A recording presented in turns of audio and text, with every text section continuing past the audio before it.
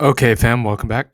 So today we're going to be going over the Grayscale trust, but I'm also going to cover Bitcoin a little bit, and I'll explain why in a minute. So with that being said, let's get it. Okay, so I did want to give you guys kind of a synopsis here of what the market looks like first. Then we'll go into Bitcoin, and I'll explain why we're going to talk about Bitcoin in this video, even though we usually don't do this during the Grayscale trusts. Then we'll get into the trusts, okay? So the first thing I want to go over here, and of course these are all the way at the top because stocks with stocks, crypto with crypto, all that stuff.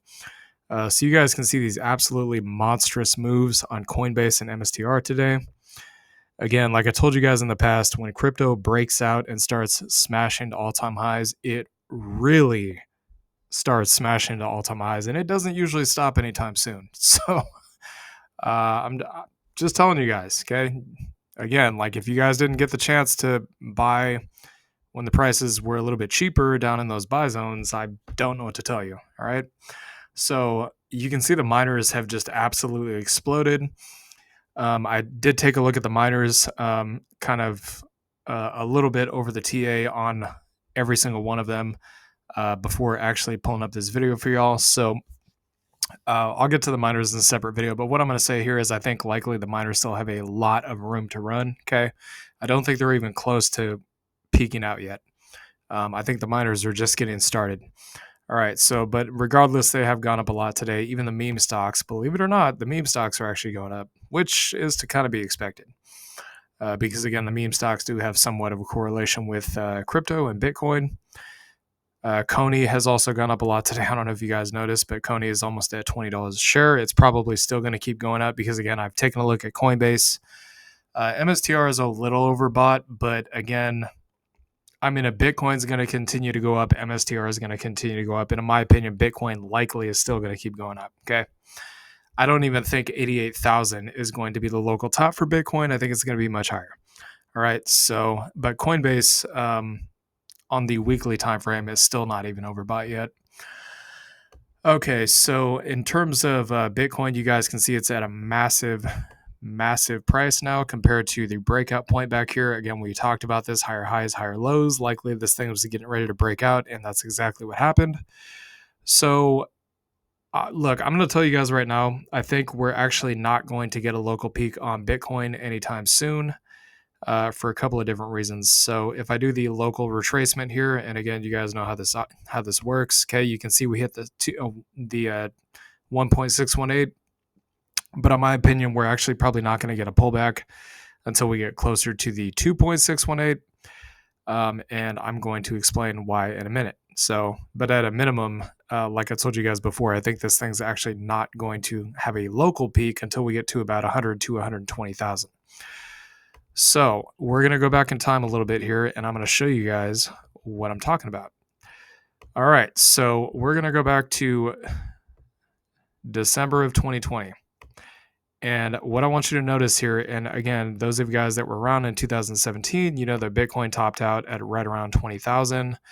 Again, that's not the monthly close for Bitcoin back then. It was 14,000, but regardless, the weekly close was right around that $20,000 mark, okay?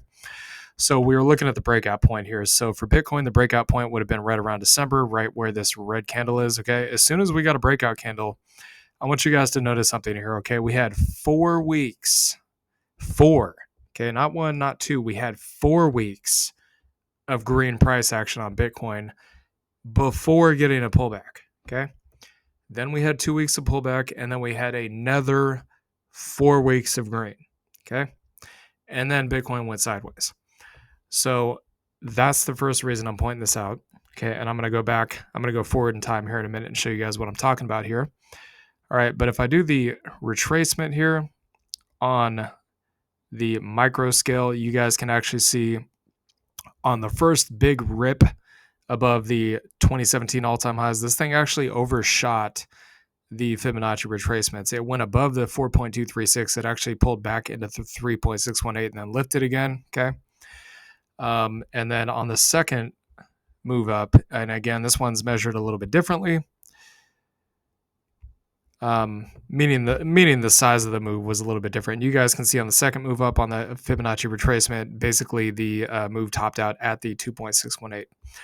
So the important things I want to point out here is that Bitcoin had 4 weeks after the breakout point, 4 weeks, 4 green weeks, okay, before having a week of pullback. And also on the first rip to the upside, it overshot the Fibonacci retracement as a whole, okay? So from the breakout point, we have had only, well, basically just 1 week so far, okay? We're currently in the second week. So theoretically, we could have all of the rest of this week and 2 more weeks after this of green before seeing any potential sizable pullback, okay? But the other thing I want to point out too is that Bitcoin, so that's a possibility, okay? But usually Bitcoin does actually go up from November, December, somewhere there, the halving year, which we're currently seeing, all the way through about March or April of the post halving year before seeing any very large correction. Okay. So even if there are pullbacks along the way between, let's say, 2 or 3 weeks from now going into April, they're likely not going to be that large. Okay.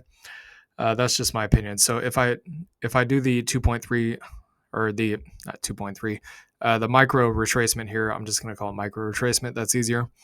If this thing were to overshoot the Fibonacci again, and I don't know how likely this is, but again, it can go as high as 150, 160,000 before pulling back. And then during that 4 weeks, it could go that high and then pull back and then boom, pop off to the upside. So there's a couple other things I wanted to show you guys here as well. So again, you can see we're on our second week of green right now, right? So according to the old metric, we could have 2 more weeks in addition to this week. Okay, so the rest of this week and 2 more weeks of green, basically just pretty much going straight up here. But another thing I wanted to show you guys is this, and this is another reason why I think likely Bitcoin is not going to pull back anytime soon, because it just got started breaking out. And again, this thing has been chopping sideways and down for about 7 months. So it's got plenty of room to run. I mean, we're not even in overbought territory in the weekly time frame yet. We just got the golden cross on the MACD. So I'm not likely to believe that 88,000 is going to be a local top for Bitcoin. But I want to point this out to you, okay? So the macro 1.618 is at about 105,000, okay? 105,000, and then the one above that, 160,000. So you can kind of see how all this lines up, right? So what could happen is Bitcoin could go above 100,000, maybe to 100, 130,000, then pull back into the 1.618 here on the macro and then start pushing higher. That could happen. I'm not saying with any certainty that's what's going to happen. I'm just telling you guys it's a possibility, okay? But I still think Bitcoin's pretty much going straight to 100 to 120,000. I don't think there's going to be a whole lot of stopping in between then. The other thing I wanted to point out about Bitcoin is a lot of traders and investors are going to be looking at this big macro line. Okay, if I move this out forward in time, you guys can see at right around October, November of next year. Based on this line alone is basically saying that Bitcoin could go as high as 230,000. Because again, if the bear market is going to come for crypto, it's not going to come until probably very late 2025, like November, December, like I'm showing you guys on the charts, and into 2026. Okay. And again, there is, of course, the whole debate. Well, the spot Bitcoin ETFs got approved, so doesn't that mean that Bitcoin's never going to go down again? We'll have to wait and see on that one. I don't know about that one. Okay, if it breaks above that green line I just showed you guys and goes above 230,000 and does not have a drop in 2026, at that point I would be willing to say, okay, yeah, sure, maybe we're not in the typical cycle anymore, but we'll just have to wait and see on that one. Okay. Time will tell on that one. I'm not entirely sure about that yet. But if it is anything like the gold ETFs, yeah, sure, Bitcoin could run up for 7 years straight. It could happen. Okay, so LTCN, this one, you can see all these were up a lot on the day. Like I told you guys before, if Bitcoin runs, especially if it runs over the weekend, likely when the market opens, we're going to see a lot of the rest of the things that have not run yet start to run, including Grayscale. That's exactly what happened. So I can't tell you guys how much and exactly when these are going to pop off, the Grayscale trusts. But what I will tell you, as long as we're in the bull run, they're probably likely going to keep going up. Okay. All right. So LTCN 13 to 15 here. You got, of course, 25 to 27, 54. Again, we're looking for the breakout of this kind of channel that we got going on right now. So measured move here. And again, in my opinion, I think LTCN is still quite cheap. This would be about a 310% move. And again, it's kind of sitting in that support zone. I mean, you guys have seen, like, I showed you what it looked like on Bitcoin when it popped out of the support zone. I'm going to show you some others as well. Okay. Let's take another one, for example, like Wolf. I was looking at this one earlier. You guys can see it was sitting in this buy zone. Well, it would now be considered to be a buy zone this whole time, but usually when these things break out, they break out a lot. Okay. I'll give you guys another example, like MicroStrategy. And again, I know this is not about these, but I just want to point this out to you. When it's in the buy zone, it's there, and sometimes it sits there for a long time, sometimes it doesn't. But when crypto eventually gets out of those zones, they take off, dude. And the FOMO gets real in the markets, and everybody wants to buy in because they want to make money, and it feeds on itself. It's serious business. If you guys have not been around for crypto bull run, you're going to see. All right, so BCHG indicators. The indicators look bullish. The price is currently above the EMAs. That's also bullish. I would just like to see a weekly close above, but you can see it's still green nonetheless. So the buy zone could be anywhere from 640 here to 780. Targets maybe like 10 and a quarter to 20, and then 24 respectively. So if I just give you guys kind of the maximum measured move here, you're looking at about 320% gain. HZEN. So it is trying to break out of this channel. That's always good. It is pushing above the EMAs, and it is looking like it wants to get above the support zone here. So that also looks very good. And we just need to get a weekly confirmation, but it looks good to me. Buy zone is still going to be 340 to 420. Targets 680 to about 1070. So giving you guys the measured move here, and 202% gain. Yeah, so pretty much everything in crypto, and again, we have not seen an actual. What am I trying to say here? An actual alt season yet. Okay, again, you got to remember a lot of these trusts are tied to the altcoins, so they may not even start really seriously moving until we get an alt season. I can't say that with definitive certainty, but it's a possibility. Okay. And also the exchange tokens. Okay, I don't have BNB up here, but you guys can see Crow is absolutely exploding. Like I said before, it's always a good idea, and this is just my opinion, to go where the money is, right? Again, a lot of these crypto exchanges, if they have tokens, or if they have a stock, like in the case of MicroStrategy Coinbase, the money is going to flow into them, whether they buy tokens or not. Depends on what the stock or exchange is, whether they do crypto or not. But whether the money flows into them or not, in the case of it being a traditional asset, the money would flow into the stock would go up. In the case of it being a crypto exchange where you can actually trade crypto, the money is going to go into the exchange. And a lot of these people that are buying these cryptos that they want to go up in value, they're probably going to buy the exchange token too. Okay. And the volume flows into the exchanges, and the exchange tokens take off like a rocket ship to the upside. So, and again, I told you guys for native crypto, the sectors I was looking at mainly would be AI, DPIN, crypto exchange tokens like, I don't know, Huobi token, BNB, crypto.com, even crypto stocks like MicroStrategy and Coinbase, and also meme coins. Okay. In my opinion, and probably gaming to some extent as well. In my opinion, those are going to be the largest sectors in crypto that have the biggest gains. All right. So ETCG, we are above the EMAs. We just need to get a bullish gold, or basically a candle close above the EMAs. That would be good. So we're above the zone. All that stuff looks very bullish. All the indicators look bullish. So support as of right now is still 860 to 10. Immediate targets are going to be anywhere from 13 to 20. Again, we'll go over the kind of the all-time highs and the max profit targets in a different video. 133% gain here. ETH also moving up. Not quite above resistance, but you could say based on where the price has been, a good area to buy might be anywhere between, I'd say maybe 1850 down to about 2330. If you think it's going to break out of here, maybe you could buy at the current zone. Again, that's for you to decide. Cup and handle target at 47. So maximum measure move here. If you manage to get a pullback 156%, if you've already bought into this at these levels, then obviously you got nothing to worry about, right?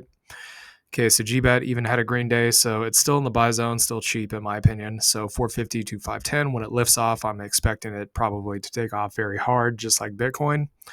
And if you miss your chance, you miss your chance. I don't know what to tell you. So $8 to 32 is kind of the target area, 32 all-time highs. 665%. FILG, FILG, nice little reversal. So it does appear that was a double bottom and or an undercut based on the current price actions. So support still going to be 35 to about 40. All-time highs up there sitting at about 400. So potentially about a 10x on your money here. Roughly about 1,000% gain. And again, I'm just talking about going to all-time highs. I mean, these things could easily shoot past all-time highs. Wouldn't surprise me, especially with Trump in office and, you know, the Bitcoin national stockpile that he's talking about and all this other stuff, right?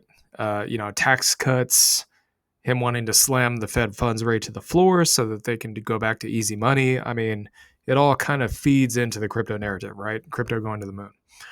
All right, so GLIV, we're back in the resistance, but again, it is still resistance as of right now. So potentially buy, the buy zone could be anywhere from 7 to I'd say about 12 and a quarter. The highs up there, roughly about $80. All right, so maximum move here, if there is some kind of pullback, which at this point I'm thinking likely there's not going to be, about 1,100%. G-Link, so same thing, very similar thing here, okay. I'd say probably maybe the low here would be kind of the bottom of the buy area, so $27 somewhere there to as high as 45. And then you got roughly about 67 going up to 220 there. 705% gain. GSOL. Yeah, like I told you guys, after this huge drop, look, these whales, these institutions, these dark pool transactions that you guys will see that trades hundreds of millions or billions of dollars, they literally, a lot of times, maybe not always, but a lot of times they're position traders, okay? They'll literally just sit on cash and do nothing and wait for something like this and then absolutely dogpile into it, okay?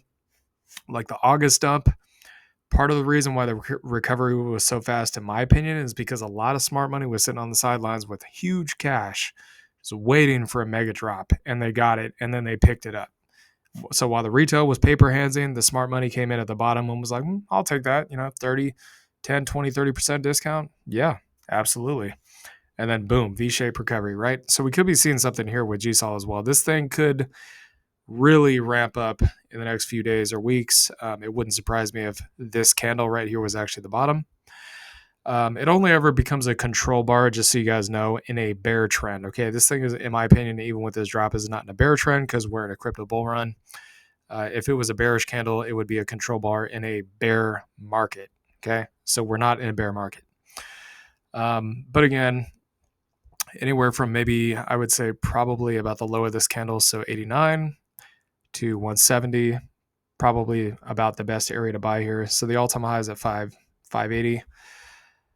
And again, we'll talk about the we'll talk about the potential price discovery in a different video. So 535% here. GXLM still kind of in that buy area. So 1440 to about 24 is what you're looking at for the kind of buy area up there. And then targets 53 to about 69. Okay, so 375% move. Mana, this one just, oh my god, dude. This and GSOL and PhilG just absolutely monster moves. Look at that candle. That is just awesome, dude. Yeah, wish we would have bought some back during that time frame. But of course, resources are limited. We don't have billions of dollars sitting around. If we did, we probably would have bought some down in these areas. But, it is what it is. So somebody bought it. They're making money. Good for them.